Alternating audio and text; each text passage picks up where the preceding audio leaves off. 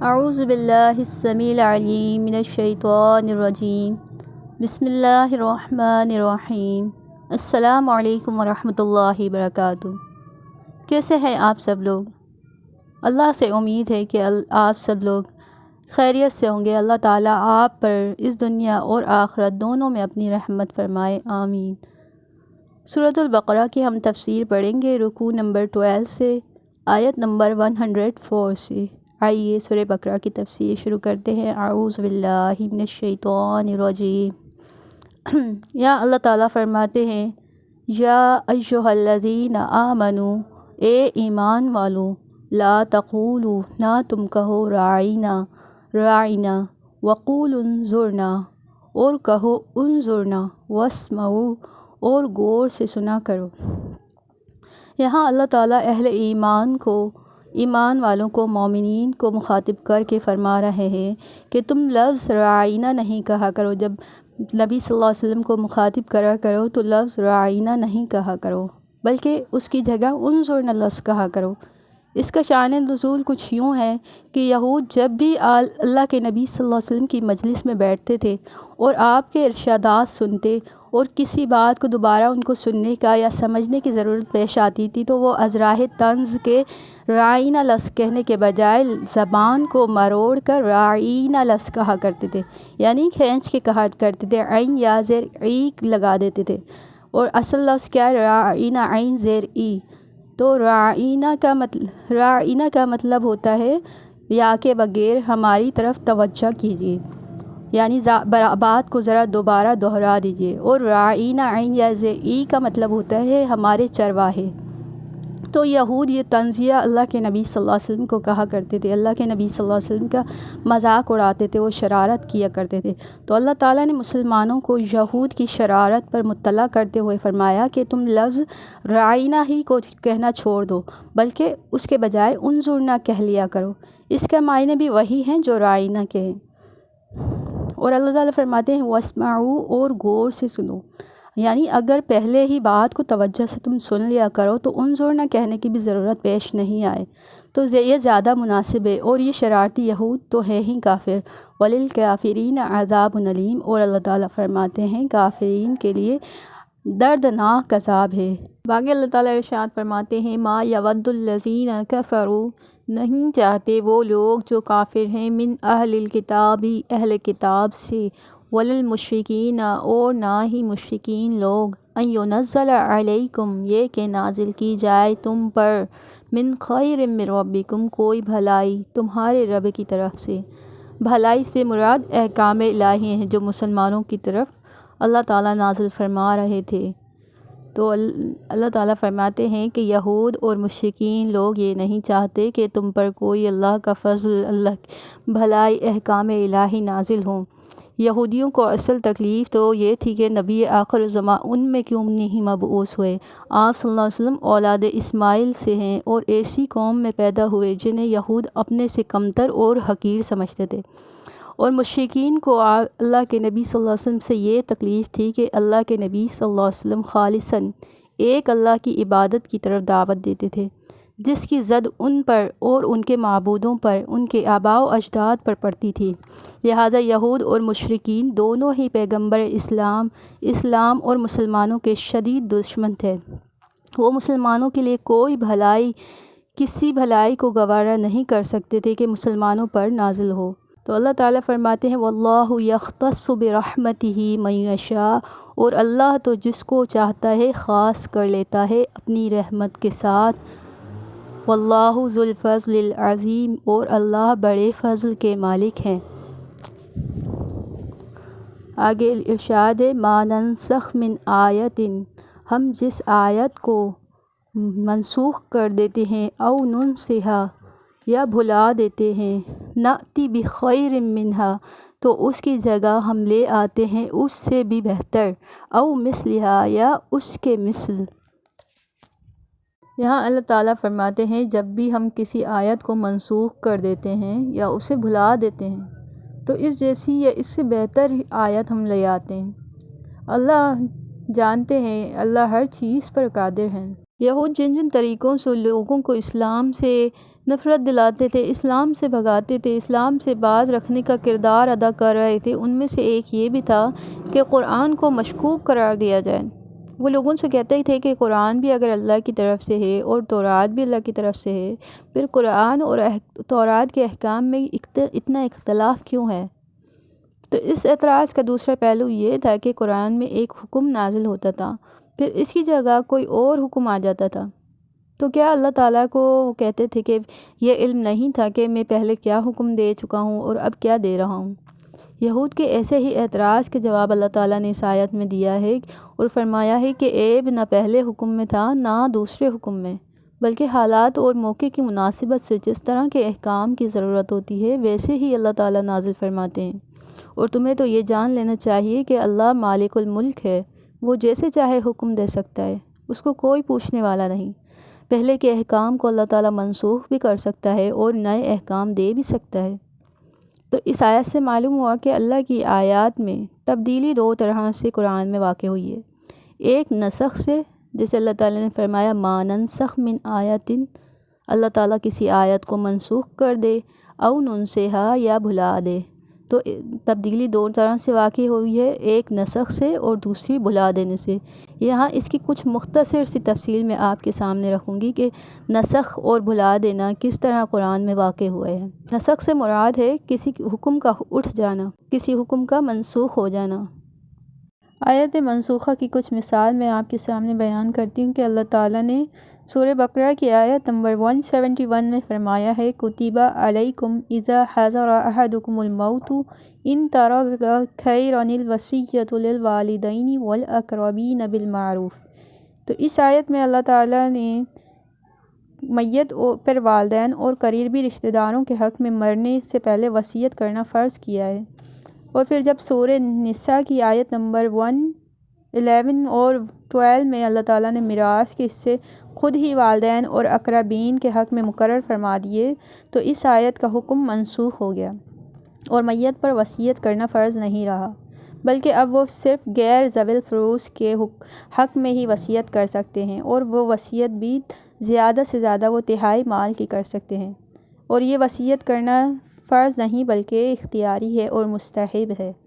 اسی طرح ایک اور دوسری آیت بھی ہے، مثال کے طور پہ اللہ تعالیٰ نے سورہ نساء کی آیت نمبر 15 میں زانیہ عورت کی یہ سزا مقرر فرمائی تھی کہ بقیہ عمر اسے گھر میں قید رکھا جائے،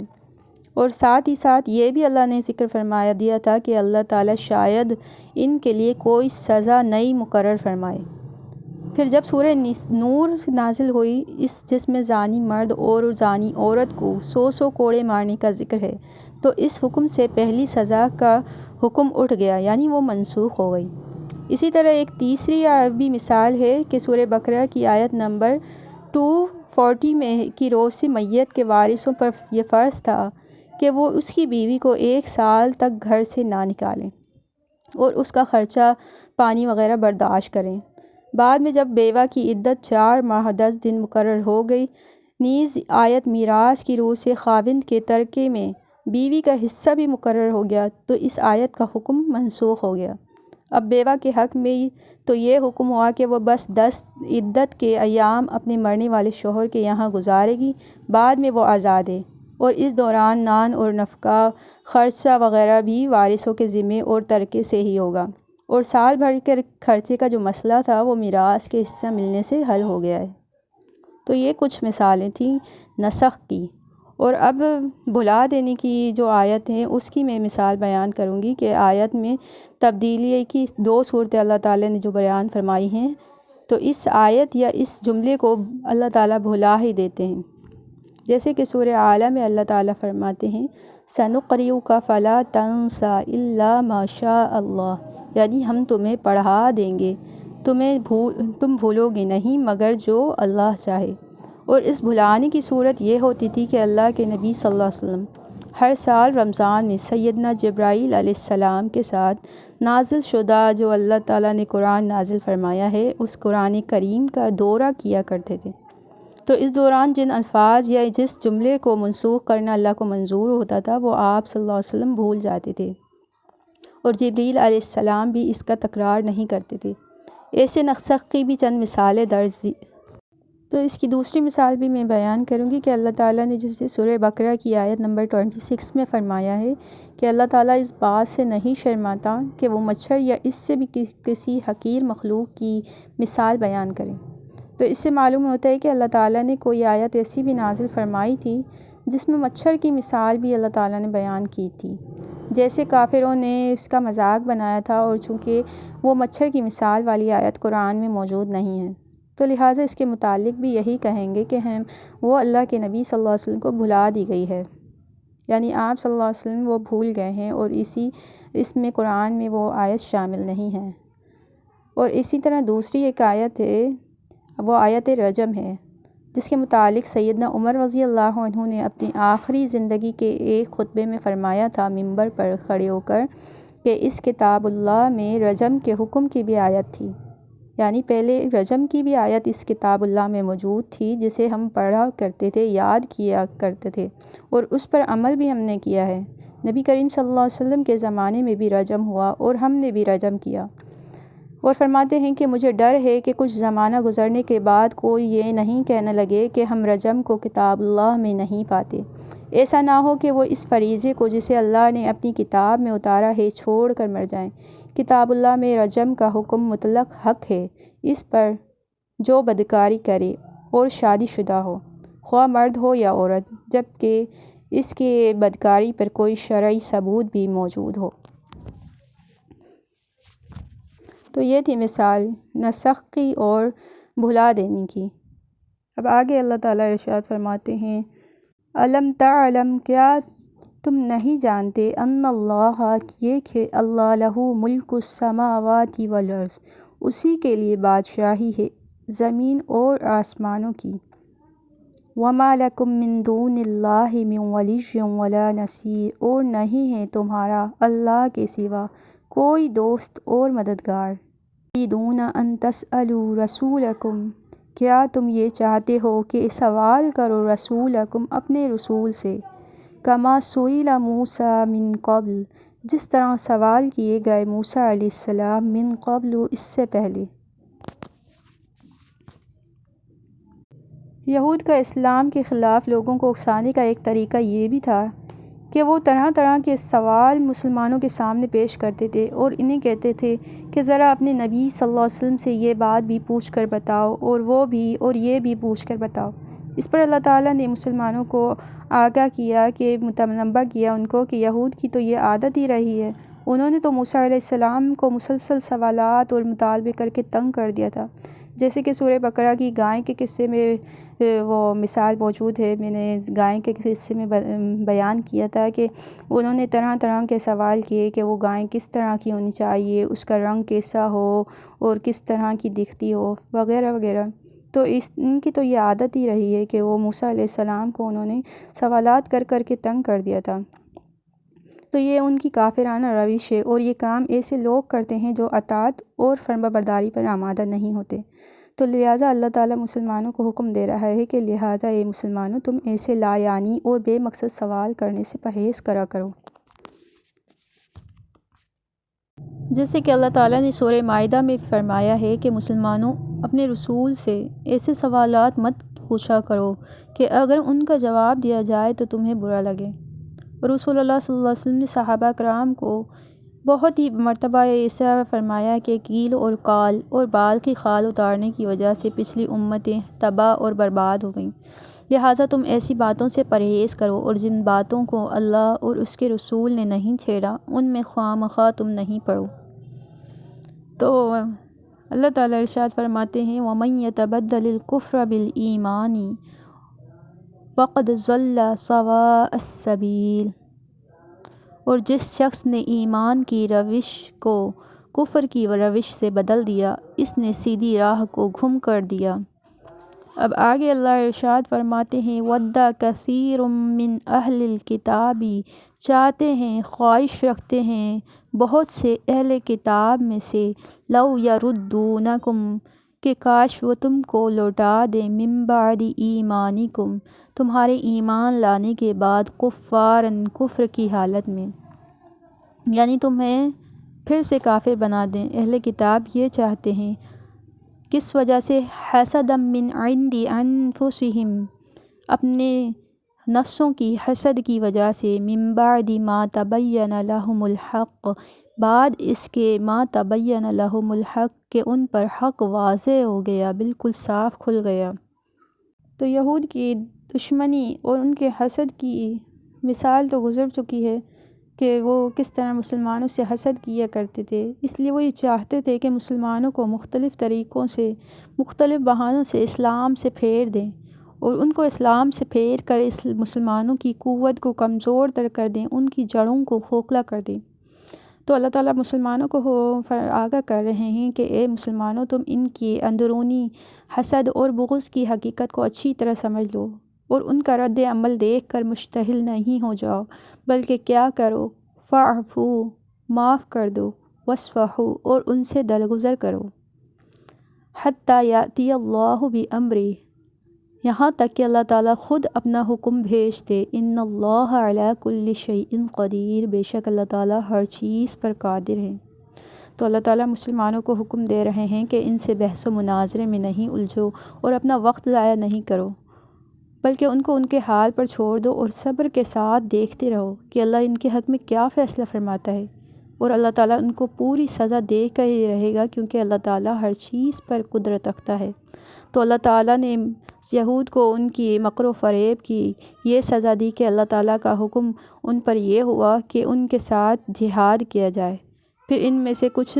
بنو نذیر تو نہایت ذلت کے ساتھ جلا وطن کیے گئے اور بعد میں جزیہ دینے پر مجبور ہوئے، اور دوسرے جو قبیلے کے لوگ ہیں بنو قریظہ، وہ قید ہوئے اور پھر قتل کر دیے گئے، اور ان کی عورتیں اور بچے لونڈی غلام بنا لیے گئے۔ تو اللہ تعالیٰ فرماتے ہیں وَأَقِیمُوا الصَّلَاةَ وَآتُوا الزَّکَاةَ، تو نماز کو قائم کرو اور زکوٰۃ کو ادا کرو۔ وَمَا تُقَدِّمُوا لِأَنفُسِکُم مِّن خَیْرٍ، اور جو تم اپنے لیے آگے بھیجو گے کوئی بھلائی، تجدوہ، تم پا لو گے اسے، عند اللہ، اللہ کے یہاں، ان اللہ بما تعملون بصیر، بے شک اللہ تعالیٰ ہر عمل کو دیکھنے والا ہے جو تم کر رہے ہو۔ یہاں فاعفو سے لے کر مسلسل مسلمانوں سے خطاب ہے، یعنی یہود کی شرارتوں کی طرف توجہ دینے کے بجائے اللہ کی عبادت میں مشغول رہا کرو، زکوٰۃ ادا کیا کرو، ایسے تمام کاموں کا جنہیں تم یقیناً آخرت میں بدلہ پا لوگے، ایسے کاموں کو انجام دیا کرو۔ اللہ تعالیٰ اب آگے ارشاد فرماتے ہیں وَقَالُوا لَن يَدْخُلَ الْجَنَّةَ، اور یہ یعنی یہود کہتے ہیں لَن يَدْخُلَ الْجَنَّةَ، ہرگز نہیں داخل ہوں گے جنت میں، إِلَّا مَنْ كَانَ هُودًا أَوْ نَصَارَىٰ، مگر وہ جو یہودی ہو یا نصرانی ہو۔ یعنی یہ ان کی خوش فہمی تھی، جیسے کہ پہلے بھی گزر چکا ہے کہ وہ یہی کہتے تھے کہ ہم ہی اللہ کے چہیتے ہیں، اللہ کے پسندیدہ ہیں، تو ہم ہی جنت میں جائیں گے۔ اللہ تعالیٰ فرماتے ہیں تِلْکَ أَمَانِیُّهُمْ، یہ ان کی خواہشات ہیں۔ قُلْ هَاتُوا بُرْہَانَکُمْ إِن کُنتُم صَادِقِینَ، کہہ دیجئے آپ کہ اپنی دلیل پیش کرو، اپنا برہان لے کے آؤ، ان کنتم صادقین، اگر تم سچے ہو۔ یعنی کہ زبانی دعوے اور جھوٹی آرزوئیں بیکار چیزیں ہیں، یہ خواہ یہود کی ہوں یا نصرانیوں کی ہوں یا مسلمانوں کی ہی کیوں نہ ہوں۔ یعنی آخرت کا آخری انجام تو اللہ تعالیٰ پر ایمان لانا ہے، انہی کا بہتر ہے جو ایمان لے کے آئے گا اور اس ایمان کے تقاضوں کے مطابق اچھے اعمال، نیک اعمال بھی بجا لائے گا۔ چنانچہ اسلام لانے کا فائدہ یہ ہے کہ سابقہ گناہ اس سے معاف ہو جاتے ہیں، جیسے کہ اللہ تعالیٰ نے آگے خود ہی ارشاد فرما دیا ہے بلا کیوں نہیں، من اسلم وجہہ للہ، جو کوئی بھی شخص اللہ کا فرما بردار ہو جائے، وہو محسن، اور وہ نیکوکار بھی ہو، فلہ اجرہ، بس اس کے لیے اس کا اجر ہے، عند ربہ، اس کے رب کے یہاں، ولا خوف علیہم ولا ہم یحزنون، تو اس پر نہ کچھ خوف ہوگا اور نہ ہی وہ غمگین ہوگا۔ یعنی جو بھی اسلام لے آئے تو اور وہ نیکوکار بھی ہو، اچھے اسلام کے تقاضوں کے مطابق اچھے اعمال بھی کرے، تو اس کا اجر اس کے رب کے یہاں محفوظ ہے، قیامت کے روز نہ اس کو کچھ خوف ہوگا، نہ ہی وہ غمگین ہوگا۔ تو اسلام لانے کا فائدہ یہ ہے کہ اسلام لانے کے بعد سابقہ تمام گناہ معاف کر دی جاتے ہیں، جیسے کہ حدیث میں آتا ہے کہ سیدنا ابو سعید خدری رضی اللہ عنہ کہتے ہیں کہ میں نے اللہ کے نبی صلی اللہ علیہ وسلم کو یہ فرماتے ہوئے سنا کہ جب بھی کوئی شخص اسلام لاتا ہے اور ٹھیک طور پر لاتا ہے تو اس کی تمام سابقہ گناہ، سابقہ برائیاں دور کر دی جاتی ہیں، اور اس کے بعد جو حساب شروع ہوتا ہے وہ اس طرح ہوگا کہ ہر نیکی کے بدلے میں اسے 10 سے 700 نیکیاں تک اس کے نامہ اعمال میں لکھی جائیں گی، اور برائی کا بدلہ ویسی ہی ایک برائی لکھی جائے گی، مگر یہ کہ اللہ تعالیٰ اسے بھی معاف کر دے۔ اور اسی طرح دوسری حدیث میں آتا ہے، حکیم بن حزام رضی اللہ عنہ کہتے ہیں کہ میں نے رسول اللہ صلی اللہ علیہ وسلم سے پوچھا کہ یا رسول اللہ صلی اللہ علیہ وسلم، بھلا دیکھیے جو کام میں نے جاہلیت کے زمانے میں کیے تھے، جیسے صدقہ کیا یا غلام آزاد کرنا یا صلہ رحمی وغیرہ، تو ان کا مجھے ثواب ملے گا؟ آپ صلی اللہ علیہ وسلم نے فرمایا کہ تو اسلام لایا ہی اس شرط پر ہے کہ تیرے سابقہ نیکیاں بحال رہیں۔ میں نے کہا یا رسول اللہ صلی اللہ علیہ وسلم، اللہ کی قسم میں نے جتنے کام جاہلیت میں کیے ہیں ان میں سے کوئی کام نہیں چھوڑوں گا، اتنے ہی سب کام اسلام کی حالت میں بھی میں کرتا رہوں گا۔ اسی طرح ایک اور روایت آتی ہے، عروہ بن زبیر رضی اللہ عنہ حکیم بن حزام کے بارے میں کہتے ہیں کہ حکیم بن حزام نے جاہلیت کے زمانے میں 100 غلام آزاد کیے تھے، یعنی جب وہ کافر تھے تو انہوں نے 100 غلام آزاد کیے تھے اور 100 اونٹ سواری کے لیے اللہ کی راہ میں دیے تھے۔ پھر انہوں نے اسلام کی حالت میں بھی 100 غلام آزاد کیے اور 100 اونٹ اللہ کی راہ میں سواری کے لیے دیے۔